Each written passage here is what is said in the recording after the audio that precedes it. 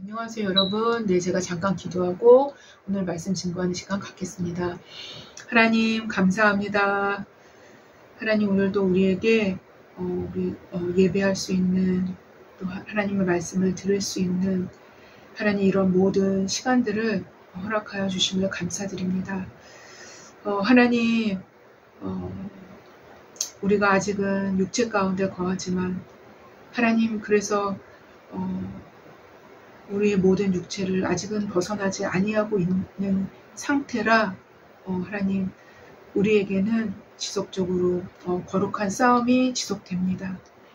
하나님 그 거룩한 싸움 가운데서 또 하나님 우리가 예배를 드리는 이 시간을 맞습니다. 하나님 이러한 우리의 모든 여정들을 잘 이해할 수 있고 그래서 잘 이해됨으로 더욱 하나님을 경외하고 더 하나님을 쫓을 수 있도록 더 하나님께 우리의 모든 것들을 순복하고 내어드릴 수 있도록 그렇게 되기 위해서 하나님 아버지 말씀을 듣고자 합니다. 하나님 오늘 말씀 가운데 성령께서 임하여 주셔서 하나님 잘 이해되어 줄 수 있도록 도와주시고 하나님뿐만 아니라 우리가 우리의 육신을 죽이고 또 죽이면서 나아가는 이 과정 가운데서 하나님 예수 그리스도의 은혜로 또한 성령의 도우심으로 하나님 오늘도 우리의 삶 가운데 그러한 것들이 지속적으로 일어날 수 있도록 성령께서 말씀을 들을 때뿐만 아니라 우리 삶 가운데서도 역사해 주시기를 원합니다. 하나님 이러한 모든 성화의 과정을 우리가 또한 말씀을 통해서 배우고자 합니다. 하나님 잘 깨달을 수 있도록 도와주시고 잘 이해될 수 있도록 도와주시고 하나님 그래서 우리의 삶 가운데 하나님 적용될 수 있도록 그리고 너무나 이해될 수 있도록 주님 우리에게 은혜를 베풀어 주시기를 원합니다. 하나님 이것까지도 우리의 수준에 맞춰서 하나님의 거룩하심의 역사하심을 우리에게 이해될 수 있도록 하여 주신 그 은혜도 또한 감사드립니다. 하나님 듣는 모든 자에게 하나님 은혜를 베풀어 주시고 듣는 모든 자 중에서 저도 포함되어 있습니다. 하나님 저에게도 은혜를 베풀어 주셔서 하나님 그 은혜의 속성 그리고 그 은혜의 목적에 맞게 하나님 우리가 걸어갈 수 있도록 역사해 주시길 원합니다. 그래서 오늘도 하나님 은혜를 헛되이 받는 일이 없도록 주님 우리와 함께하여 주시기를 원합니다. 하나님 예배 때 또 공격이 있을 것입니다. 하지만 하나님 무용지물이 되게 하시며 하나님 듣는 모든 자들에게 방해되지 않도록 주님 인도하여 주시기를 원합니다. 감사하며 예수님의 이름으로 기도했습니다. 아멘. 네, 여러분 오늘도 제가 로마서 말씀을 들고 섰습니다. 네, 우리가 이제는 로마서 6장으로 넘어왔어요. 네, 그래서 우리가 4장까지는요 칭의에 대해서 서론 부분이었죠. 칭의에 대해서 우리가 계속 들어왔고요. 그 다음에 5장에서부터는 이제 성화의 과정으로 들어가면서 칭의를 통해서 받는 우리의 실제적인 유익들에 대해서 공부를 했고 또 그 다음에 그 후반부에서는 또 인류의 대표가 되신 예수 그리스도 그리고 아담과 예수 그리스도의 그 어떤 대비적인 그런 알을 통해서 우리 인류가 죄가 어떻게 들어왔는지 그 죄의 기원에 대해서도 또한 우리가 알게 되었죠. 네, 그래서 그것과 이제 연결해서 성화의 과정을 이제 사도 바울이 계속적으로 설명을 합니다. 네, 그래서 6장 부분에서는 바로 이 어떤 죄에 대한 부분에 대해서 현실적으로 우리에게 부딪히는 것들에 대해서 구체적으로 더 심도 있게 말씀이 이제 증거되게 됩니다. 네, 그래서 6장은요 특별히 더 이제 그 조명이 되는 거죠. 우리 그 죄에 대해서 더 심도 있게, 인간의 죄에 대해서 더 심도 있게 이제 조명이 되면서 성화의 과정을 이제 더 깊이 있게 그리고 더 현실적으로 더 구체적으로 그려나가는 부분이 바로 6장이라고 볼 수 있어요. 네. 그래서 제가 이제 6장 1절, 오늘은 6장 1절, 2절을 제가 본문으로 잡았습니다. 그래서 오늘 말씀의 제목은 죄송합니다. 네. 죄로부터의 자유로 잡았습니다. 네, 죄로부터의 자유. 죄송합니다. 네, 죄로부터의 자유 첫 번째 시간을 가질 것입니다. 네, 그래서 6장 1절부터 2절까지 제가 봉독해 보겠습니다. 그런즉 우리가 무슨 말을 하리요? 은혜를 더하게 하려고 죄에 거하겠느냐? 은혜를 더하게 하려고 죄에 거하겠느냐? 2절 그럴 수 없느니라. 그럴 수 없느니라. 죄에 대하여 죽은 우리가 어찌 그 가운데 더 살리요? 네, 라는 말씀입니다. 네. 베르그송이라는 분이 계세요. 프랑스 사람인데 네, 1928년에 노벨 문학상을 수상한 프랑스 교수님이십니다. 네. 근데 굉장히 오래전에 이제 이미 타계하신 분이시죠. 네. 근데 베르그송은 현실에서 가장 두드러진 사건은, 우리의 현실에서 가장 두드러진 사건은 인간 육체의 확대라. 인간 육체의 확대다라고 말했다고 합니다. 네. 우리 현실에서 가장 두드러진 사건은 인간 육체의 확대라는 것입니다. 네.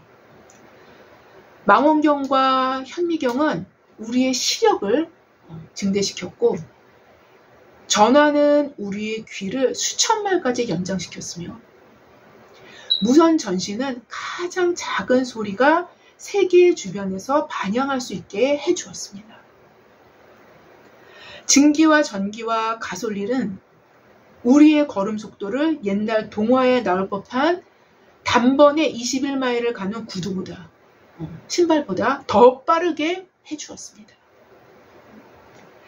화약은 우리의 주먹에 무시무시한 힘을 주었고, 사정거리도 연장시켜 주었습니다.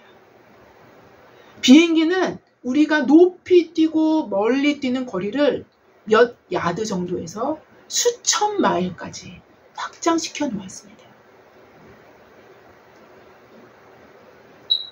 이렇게 이분이 말씀을 했습니다.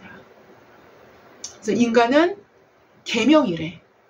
이처럼 거대한 몸체를, 거대한 몸집을 가져본 적이 없으며, 우리가 살고 있는 세상이 그처럼 작아 보인 적도 없었다라고 어느 뉴스에서 베르그송의 말을 인용해서 보도한 바 있습니다.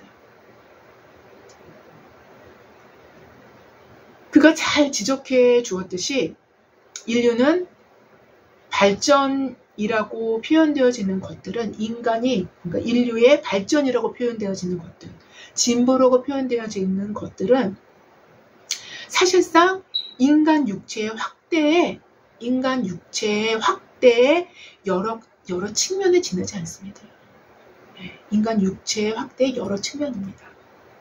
이러한 인간 육체의 다양한 확대들은 베르그송이 언급한 시점에서, 그분이 언급한 그 시점에서, 인류가 발전한 바로 그 시점에서부터 오히려 더 확대되고 진화되어 왔어요. 이미 우리의 현실은 베르그송이 접했던 현실보다 수백 배는 더 확대되고 심화되었다고 볼 수 있습니다. 그렇죠. 이제는 전기, 증기, 가솔린 이 정도 수준이 아니죠, 그렇죠, 여러분? 엄청나죠.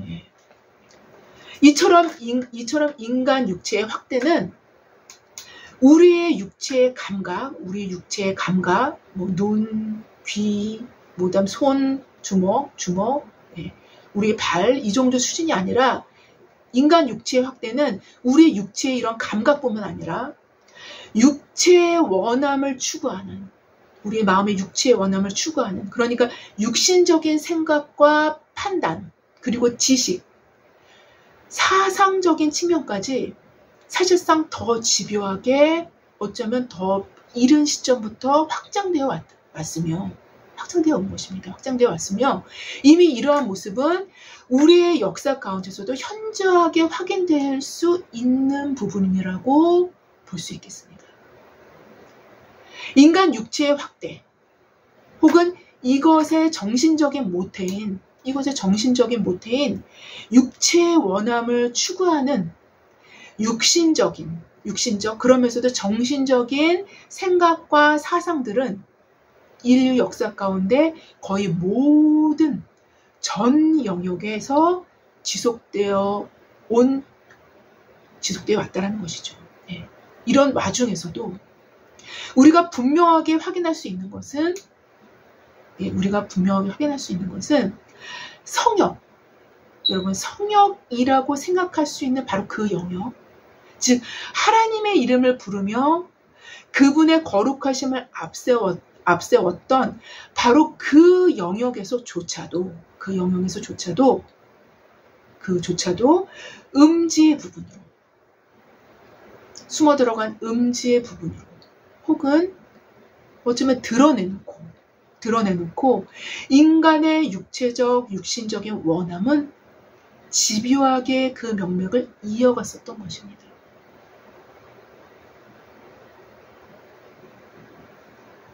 뿐만 아니라 진리의 영역,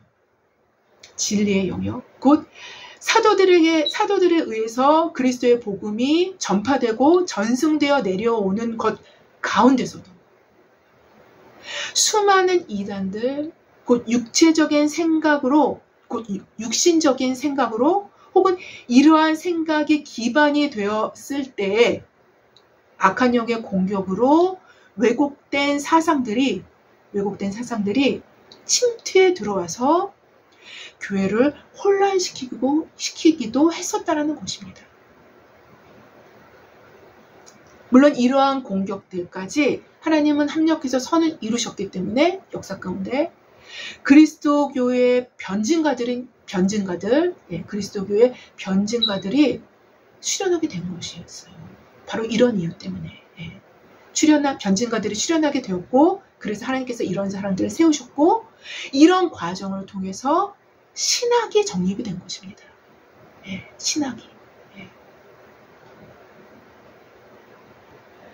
그런데 여러분 이러한 뿌리 깊은 인간의 육신적인 생각과 사상 그리고 논리들은 바로 로마서를 기록했던 바울사도 당시에도 당연히 존재했었다는 것입니다. 당연히 존재했었고 사도의 서신서인 로마서에서 우리는 이러한 모습을 확인할 수 있어요. 정확하게. 바로 이미 우리가 확인한 바 있는 언제 확인했어요? 로마서 3장 이미 우리가 지나왔습니다. 근데 로마서 3장에서 이미 확인을 했습니다. 우리가 이미 확인한 바 있는 궤변주의자들의 주장이라 할 수 있을 것입니다. 궤변주의자들의 주장. 물론 사도가 직접 이들과 접촉하지는 않았을 수도 있어요. 그랬을 수도 있고 직접 접촉해서 그 사람들에 대한 반론일 수도 있고 아니면은 이런 사람들을 예측해서 반론을 제기하는 형식으로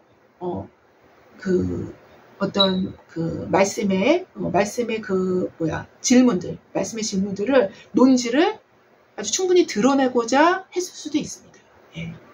이 두 가지 모두 맞습니다. 여하튼 분명한 것은 오늘 본문에서 다시 등장하는 궤변주의자적인 질문에 대해서 사도는 로마서 3장 8절에서 이미 언급한 그 질문과 함께 아주 확실하고도 명백하게 답을 제시하고 있는 것입니다. 물론 사도가 말씀하신 그 은혜의 그 말씀, 은혜의 말씀을 궤변주의자들이 자신들이 입장에서 자신들의 사고의 구조로 그걸 색깔을 싹 변주하면서 희한한 방향으로 나가게 한 것이죠. 그렇죠? 예. 여하튼 예. 이 말씀에 대해서 사도 바울은 정확하게 아주 딱 찍어서 답을 내립니다. 예. 정확하게 딱 찍어서 답을 내려요. 예. 그것이 바로 오늘 본문입니다. 예. 이미 확인한 바 있는 로마서 3장 8절은 이러했습니다. 또는 그러면 선을 이루기 위해서 악을 행하지 않겠느냐? 어떤 이들이 이렇게 비방하여 우리가 이런 말을 한다고 하니 그들은 정죄를 받는 것이 마땅하니라. 예. 사도 바울의 말을 곡해를 한 거죠. 예. 궤변주의자적으로 곡해를 한 것입니다. 예. 이상하게 해석을 한 거예요. 예.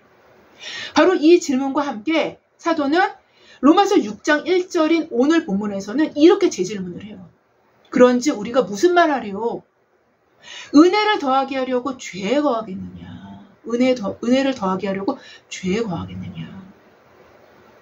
사실상 이 두 개의 질문은 동일한 질문이라고 할 수 있으며 사도는 로마서 3장 1절부터 8절에 이르는 궤변주의자들의 질문들을 열거한 후에는 3장에서는 모든 인류를 죄인으로 선언을 아예 합니다. 모든 인류를 죄인으로 아예 선언을 하는 것으로 3장에서는 이 주제를 마무리했어요.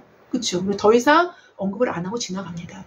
근데 지나갔다가 바로 여기에 대한 답을 6장에서 확 정확하게 꽂아서 얘기를 하는 거예요. 네. 이 주제를 마무리하였는데 바로 이 질문에 대한 답을 사도는 6장 1절을 위시해서 하나씩 논리적이면서 구체적으로 답을 해나가는 식으로 기록된 것이 또한 로마서이기도 합니다. 그러니까 굉장히 로마서는 논리적으로 아주 집요하게 논리적으로 기록이 된 거예요. 네. 정말로 로마서는. 네. 그러니까 하나님께서 인간의 논리를 어느 정도 사용하셔서 기록하게 한 것이 로마서예요.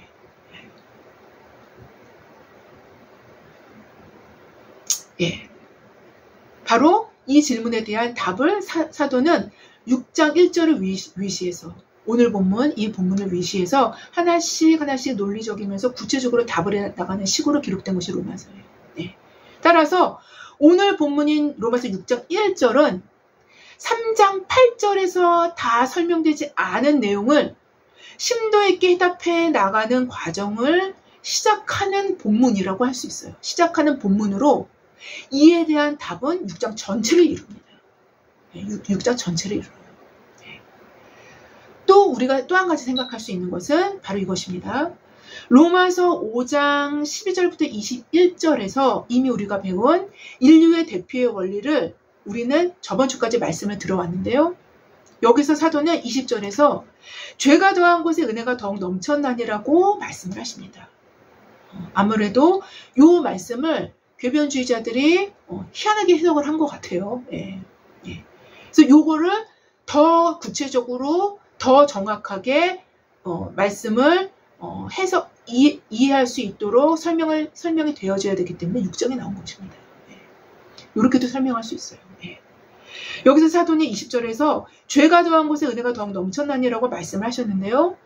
바로 이 부분에 대한 충분한 설명이 필요했기에 사도는 5장을 마무리한 후에 궤변주의자적인 잘못된 해석을 막기 위한 구체적인 설명을 시작하는 것이 6장 본문이라고 말씀드릴 수 있어요. 네.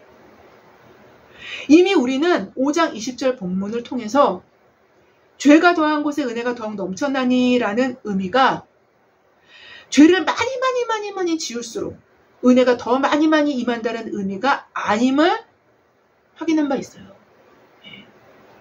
오히려 죄를 깨닫는 곳에 은혜가 더욱 넘치게 된다는 것을 또한 인간의 내적 현실에서는 죄를 깨달을수록 자신에게는 더 많이 죄가 보이는 거예요. 네. 죄의 심각성을 더 깊이 인식하기 때문인 거예요.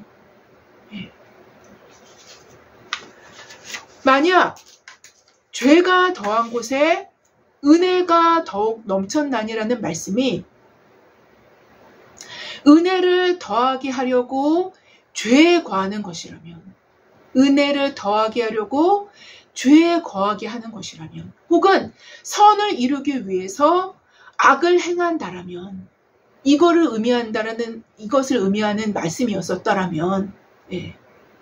이러한 논리는 첫째, 인간이 죄 짓는 것을 그리 심각한 문제가 아니라는 것을 언급하는 것이 돼요. 그렇다면 그리스도의 십자가는 인간의 죄의 심각성을 폭로하게 되는 것인데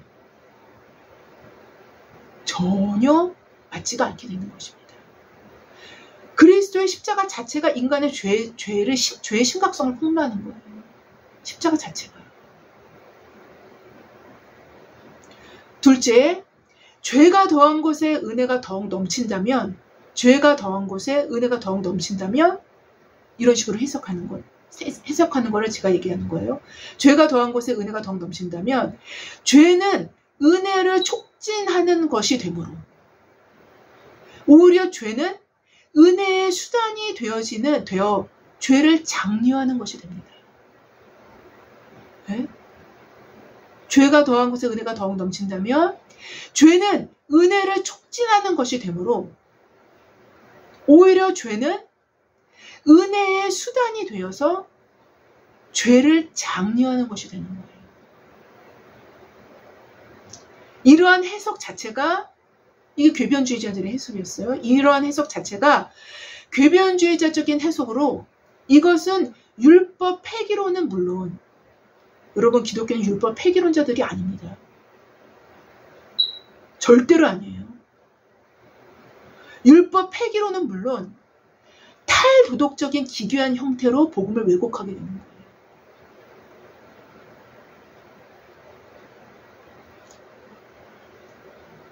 그래서 바로 이러한 오해를 바로잡고자 사도는 로마서 6장을 기록할 수밖에 없었던 것입니다. 사도는 6장 1절, 2절 이하에 이렇게 기록합니다.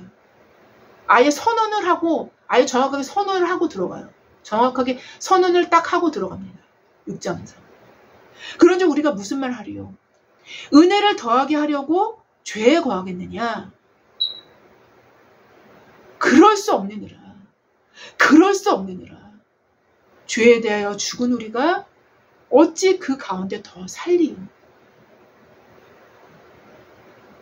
여기서 사도의 답은 그럴 수 없느니라라고 아주 명백하게 단언을 합니다. 아주 답을 확고하게 아주 딱 내립니다. 그렇게.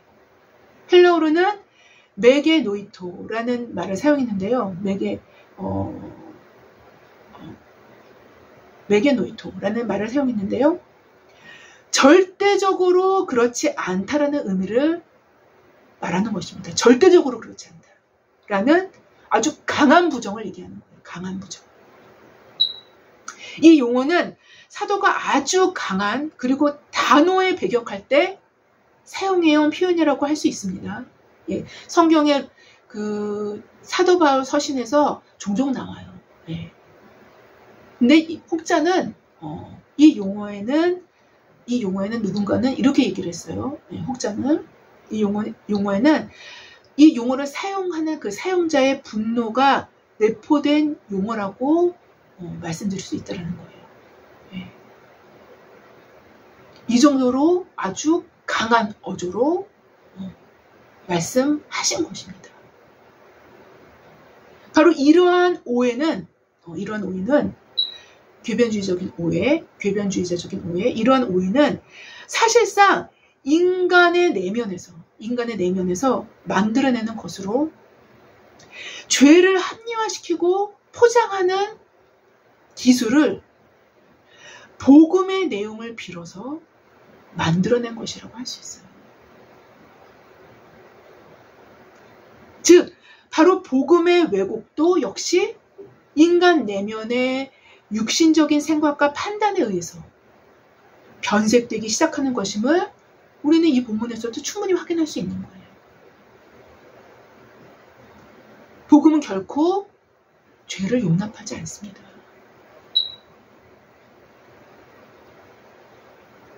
우리 눈에 죄를 용납한 것처럼 보여진 거는 바로 예수 그리스도의 보혈 때문인 거예요.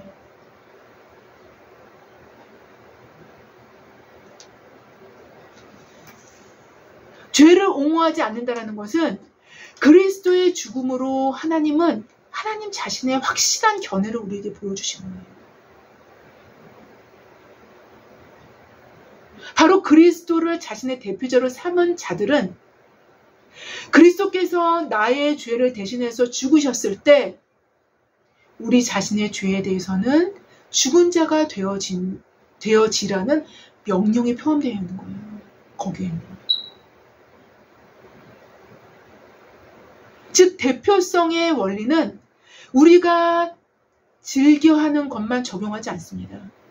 대표성의 원리 있잖아요. 우리가 바로 직전에 배우지 않았습니까? 그 대표성의 원리는 우리가 이득을 취할 수 있는 예수 그리스도의 피를 믿으면 우리 죄가 다 사여져. 그것만 있으면은 그냥 우리 그냥 마음대로 죄 짓고 그냥 그거 딱 의지하고 죄 짓고 의지하고 죄 짓고 의지하고 죄 짓고 이러면 돼. 라고 우리의 편의에 맞게 우리가 즐겨하는 것만 적용되는 게 아니라는 것입니다. 그것 자체가 궤변주의적인 거예요. 복음을 전혀 모르는 것입니다. 다시 말씀드린다면 나의 죄값만 예수께서 자신의 죽음으로 대신 지불하셨기 때문에 이것을 위해서만 나의 대표자라고 할 수 있는 것이 아니라는 거예요. 대표자는 모든 부분에 적용이 되는 거예요. 역시 그리스도께서 나의 대표자이시기 때문에 예수님을 죽음으로 던지게 만든 그 죄에 대해서는 나 역시 죽은 자가 되어져야 예수님을 대표자로 삼고 있다는 사실을 보여주는 증표가 되는 것입니다. 물론 앞으로 로마서 6장에서 지속적으로 확인하게 될 부분이 있겠지만 죄에 대하여 죽었다라는 의미는 굉장히 진행적입니다. 네. 계속 진행이 되는 거예요. 네. 그래서 죄에 대하여 죽었다라는 의미는 죄가 우리 자신을 지배하지 못하도록 우리 자신의 지체를 불의의 무기, 불의한 것으로 우리 육신을 사용하는 게 아니에요. 우리 자신의 지체를, 우리 자신의 몸뚱어리를, 우리 자신의 지체를 불의의 무기로 사용하지 않는 것을 두드러진 특징으로 삼습니다.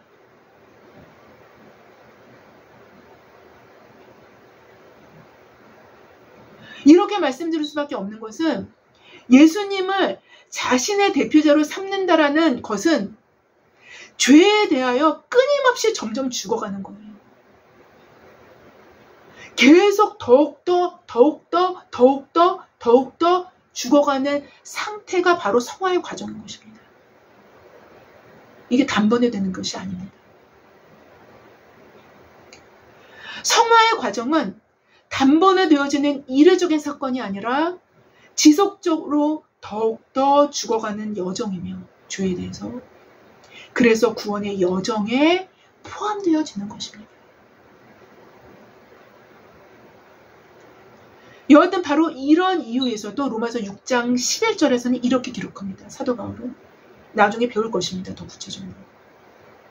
이와 같이 너희도 너희 자신을 죄에 대하여 죽은 자요. 그리스도 예수 안에서 하나님에 대하여는 살아있는 자로 여길지어다.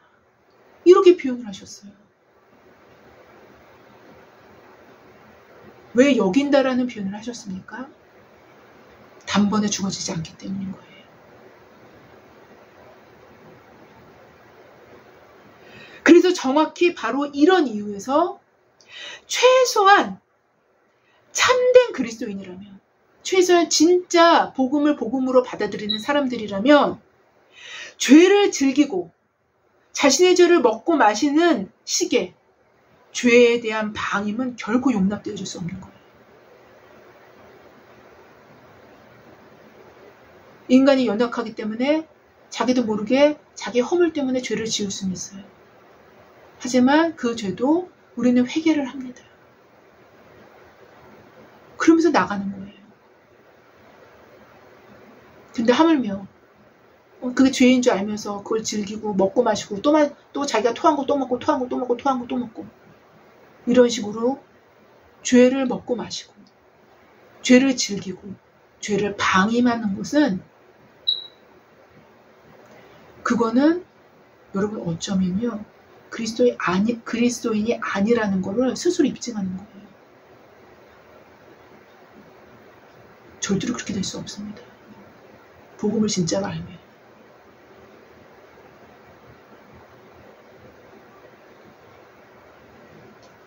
아직은 그리스도인이 아니라는 소리예요. 그렇게 한다면. 자신의 죄를 먹고 마시는 식의 죄에 대한 방임은 결코 있을 수 없는 일이에요. 결국 사도는 은혜를 더하게 하려고 죄에 거하겠느냐라는 궤변주의적인 질문에 대해서 이렇게 확실하게 답을 하는 것입니다. 그럴 수 없는 일이라. 절대적으로 그럴 수 없다라는 거예요. 죄에 대해서 죽은 우리가 어찌 그 가운데 더 살리요?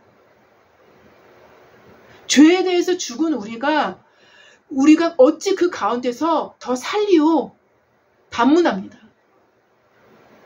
그리스도를 대표자로 삼은 자들에게 죄에 대하여 이미 죽었고 또 죽어가고 있으며 더욱 죽어야 할 미래가 준비되어 있는데 어떻게 죄 가운데 온전히 살아서 그 가운데 거하겠느냐는 것이 사도의 답변이라는 거예요.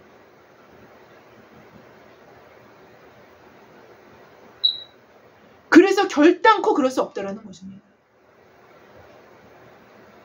만약 누군가가 그리스도의 은혜를 운운하면서 그리스도의 은혜를 운운하면서 은혜의 목적도 모르면서 그리스도의 은혜를 운운하면서 죄를 가볍게 여기고 죄 가운데 거하는 것을 두려워하지 않는다라면 이런 사람은 궤변주의자들의 후예라고 할 수 있어요.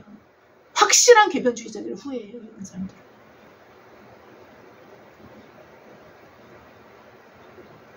사도는 바로 로마서에서 그것도 오늘 본문인 6장 1절부터 2절에서 바로 이런 자들을 향해서 강한 부정으로 강력하게 배격하는 어조로 그럴 수 없느니라 라고 고조된 억양으로 말씀하고 계신 거예요.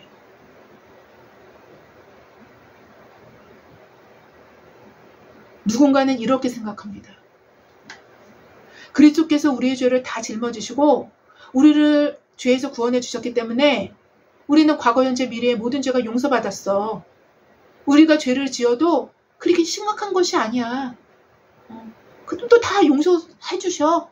다 용서 이미 됐어. 그냥 죄 그냥 좀 지어도 괜찮아. 그리고 내 눈앞에 굉장히 중요한 이익이 있어. 이거 기회 놓치면 이거를 이 이득을 못 챙겨. 그래서 지금 좀 죄를 좀 지어야 돼. 죄를 지어야지 요거 이득을 챙길 수 있거든. 그래서 조금 죄를 지을까? 괜찮아. 죄 지어도 돼. 이렇게 생각하는 거예요. 죄에 대해서 완전히 자유함을 받았어. 우리는. 이렇게 생각하는 사람들이 있어요. 여러분 이 말을 어떻게 생각하십니까? 이 말을 어떻게 생각하십니까? 이 말은 전체적으로는 단어 하나하나 문장은 어떻게 보면 전체적으로는 맞아요. 맞습니다. 그런데 이렇게 생각이 돌아가는 사람들에 대해서는 틀린 말이에요. 이렇게 생각이 돌아가는 사람들에 대해서는 틀린 말입니다. 그래서 틀린 말이 되는 거예요.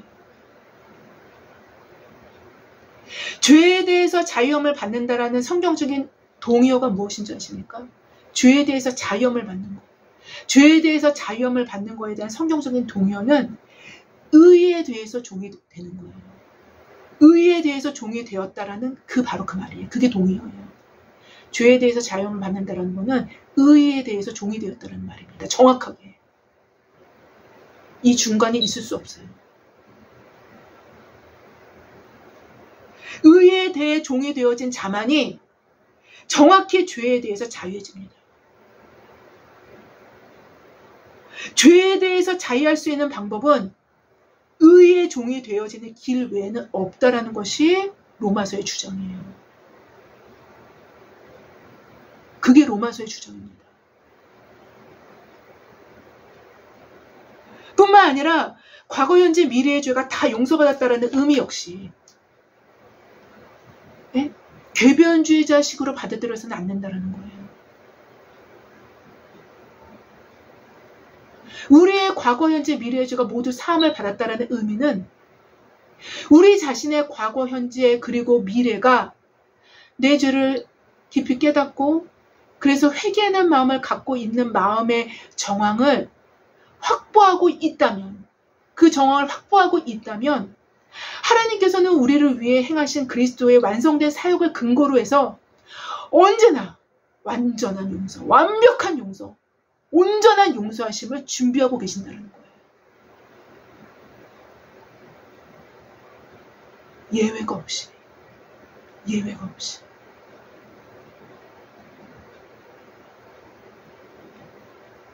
죄를 깨닫지도 못했는데 어떻게 용서가 있을 수 있으며 사함이 있을 수가 있겠습니까? 궤변입니다, 여러분. 궤변.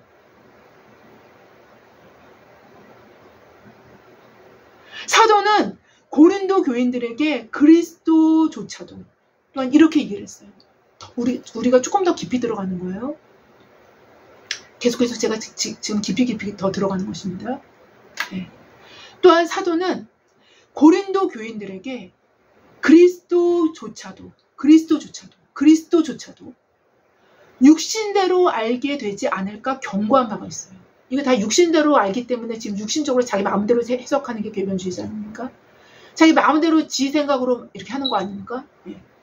이제 더 깊이 들어가서 그리스도조차도 육신대로 알게 되지 않을까 경고한 바 있어요. 사도는 고린도후서 5장 14절부터 16절에 이렇게 기록합니다. 그리스도의 사랑이 우리를 강권하시는도다. 우리가 생각하건대 한 사람이 모든 사람을 대신하여 죽었은즉 모든 사람이 죽은 것이라. 이 말씀도 오늘 본문이랑 다 연결이 됩니다. 예.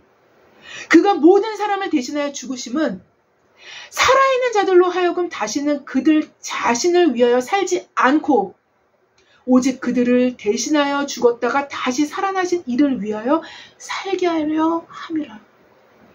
제자도는요, 그리스도의 제자로 자기가 헌신한 사람들만 제자도로 따르는 게 아닙니다. 이 본문은 뭘 얘기하고 있어요?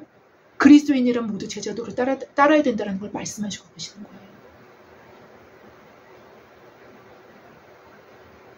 그가 모든 사람을 대신하여 죽으심은 살아있는 자들로 하여금 다시는 그들 자신을 위하여 살지 않고 오직 그들을 대신하여 죽었다가 다시 살아내신 이를 위하여 살게 하려 함이라. 그러므로 우리가 이제부터는 어떤 사람도 육신을 따라 알지 아니하노라. 비록 우리가 그리스도도 육신을 따라 알았으나 과거에는 그렇게 알았었다는 거예요. 사도 바울도. 네. 육신을 따라 알았으나 이제부터는 그같이 알지 아니하노라. 이제부터는 그같이 알지 아니하노라. 여러분, 인간의 육신, 즉 인간의 육체가 추구하는 방식의 사고와 생각 그리고 마음은 진리 자체를 왜곡시키기도 하고 그래서 은밀한 이단과 드러난 이단을 만들어내기도 하며 수많은 궤변주의자들의 후손들을 만들어내기도 한다는 것입니다. 그리고 더 깊이는 그리스도를 알지 못하게 만들며 그리스도 역시 자신의 육신이 원하는 방향으로 만들어낸 그리스도를 따르게 한다는 거예요.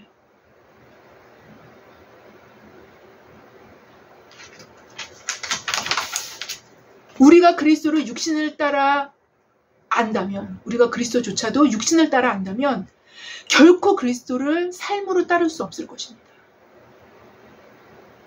왜냐하면 그리스도를 따른다는 것은 그들 자신을 위하여 살지 않는 십자가의 길을 필연적으로 걷게 하기 때문이에요.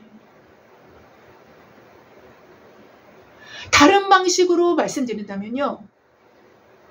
종교적인 차원이나 비종교적인 차원을 망라하고 종교적인 차원이나 아까 처음에 제가 말씀드린 설교 시작할 때 말씀드렸던 것이 비종교적인 차원이었죠. 그렇죠? 네. 이제는 종교적인 차원이나 비종교적인 차원을 망라하고 인간의 육신적인, 즉 육체가 추구하는 방식의 사고와 생각을 이탈할 수 있는 길은 십자가의 길뿐이 없다라는 것이 성경적인 증거입니다. 성경적인 증언입니다. 이게 성경적인 증언이에요. 여러분, 이 말이 제 말이 아닙니다. 성경적인 증언이에요. 이게.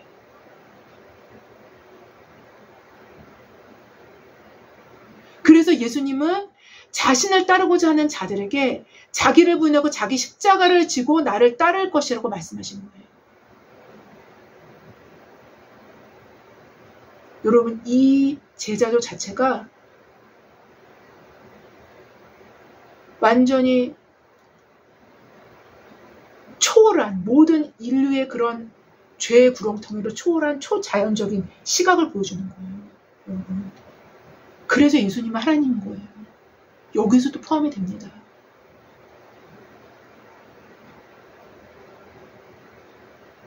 예수님의 말씀 하나하나면 너무나도 놀라워요. 너무나도 놀랍습니다. 사실상 그리스도께서 자신을 따르고자 하는 사람들에게 요청하신 중요한 것은 그리스도 자신을 육신을 따라 알게 되어지기를 원치 않으셨던 거예요. 그거 원치 않으셨던 겁니다. 또한 이렇게 그리스도께서 요구하신 대로 그리스도를 따르게 될 때에서야, 그제서야 우리는 육신을 따라 아는 그리스도가 아닌 진짜 그리스도를 알게 될 수 있기 때문인 거예요.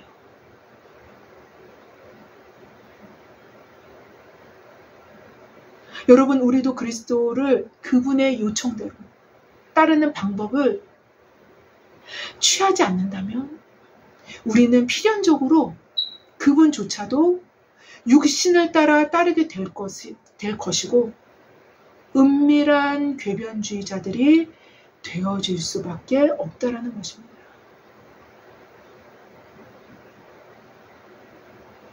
그래서 결국 복음의 내용으로 복음을 파괴하고 복음의 내용으로 복음을 파괴하는 거예요. 복음을 변조시키는 형태의 모습으로 하나님을 대적하게 될 수도 있다는 것입니다. 여러분, 이것이 기독교, 그리스도교 역사상 지속적으로 나타났던 모습이었으며 결론적으로는 하나님 입장에서는 그리스도를 따르지 못했기 때문에 나타난 현상이었다라고 하나님은 규결하실 수밖에 없었다라는 거예요. 없으시다라는 겁니다.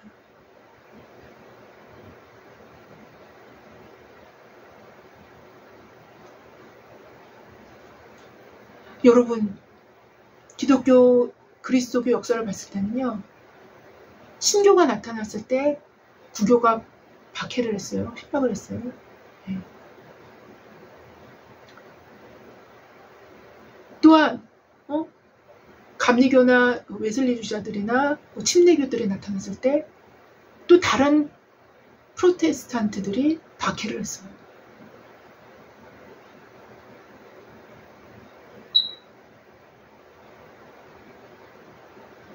여러분, 이것이 다 육신적으로 하나님을 아는 겁니다.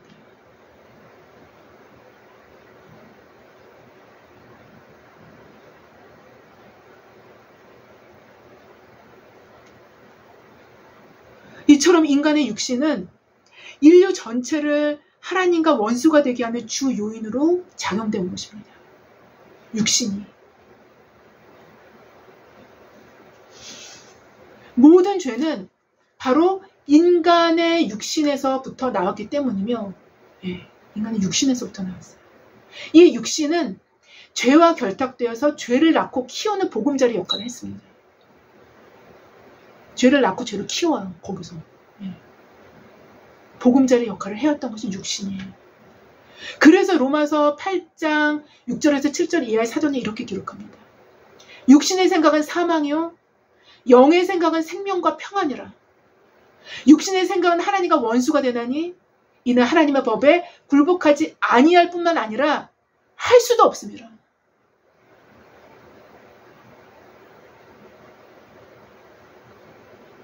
앞으로 보게 될 로마서 6장은 바로 죄와 육신이 함께 결탁된 거대한 싸움을 우리는 보게 될 것입니다.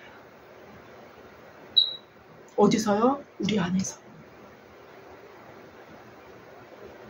이 싸움이 곧 성령이 내주하시는 성도들의 거룩한 싸움임을 보게 될 거예요.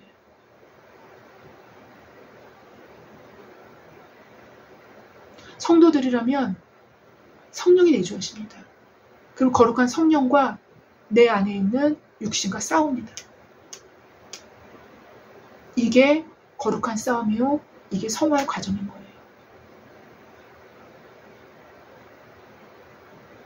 아무쪼록 성령의 조명하심으로 저와 여러분 안에서부터 우리의 내면이 진리로 비추어짐으로 죄에 대하여 더욱더욱 죽어가고 점차적으로 죽어가고 그리스도 예수로 사는 저와 여러분 모두가 되어지기를 주님의 이름으로 기도합니다. 제가 기도하고 마치겠습니다.